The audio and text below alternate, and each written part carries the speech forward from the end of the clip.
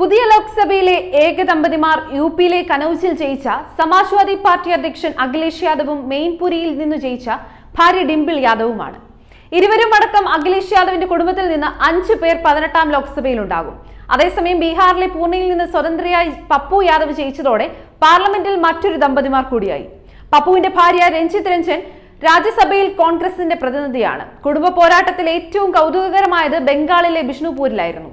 തൃണമൂൽ കോൺഗ്രസിനായി ഇറങ്ങിയ മുൻ ഭാര്യ സുജാത മണ്ഡലിനെതിരെ ബിജെപിയുടെ sitting M P Soumitra Khan വിജയം നേടി. ഭൂരിപക്ഷം 5567 കുറച്ചതിൽ സുജാതയ്ക്കുണ്ടായ നേട്ടമാണിത്.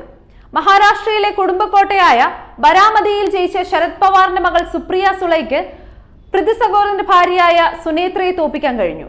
കർണാടകയിലെ മാഠിയിൽ മുൻ മുഖ്യമന്ത്രി എച്ച്.ഡി. കുമാരസ്വാമി ജയിച്ചപ്പോൾ സഹോദരപുത്രനായ പ്രജ്വൽ രേവണ്ണ സിറ്റിംഗ് സീറ്റായ ഹാസനിൽ തോറ്റു.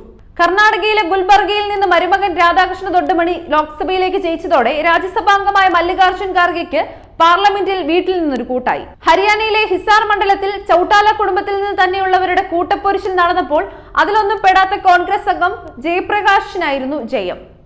ആന്ധ്ര നിയമസഭയിലേക്ക് അച്ഛൻ ചന്ദ്രബാബു നായിഡുവും മകൻ ലോകേഷും ജയിച്ചു. ജഗൻമോഹൻ റെഡ്ഡി നിയമസഭയിലേക്ക് ജയിച്ചപ്പോൾ കടപ്പ ലോക്സഭാ സീറ്റിൽ കോൺഗ്രസിനായി മത്സരിച്ച സഹോദരി YS ശർമിള 3ാം സ്ഥാനത്തായി. ഛത്തീസ്ഗഡിൽ മുൻ മുഖ്യമന്ത്രി ഭൂപേഷ് ബാഗൽ രാജ്നന്ദഗാവിൽ തോറ്റപ്പോൾ തൊട്ടടുത്ത മണ്ഡലത്തിൽ ബന്ധു വിജയ് ബാഗൽ ജയിച്ചു.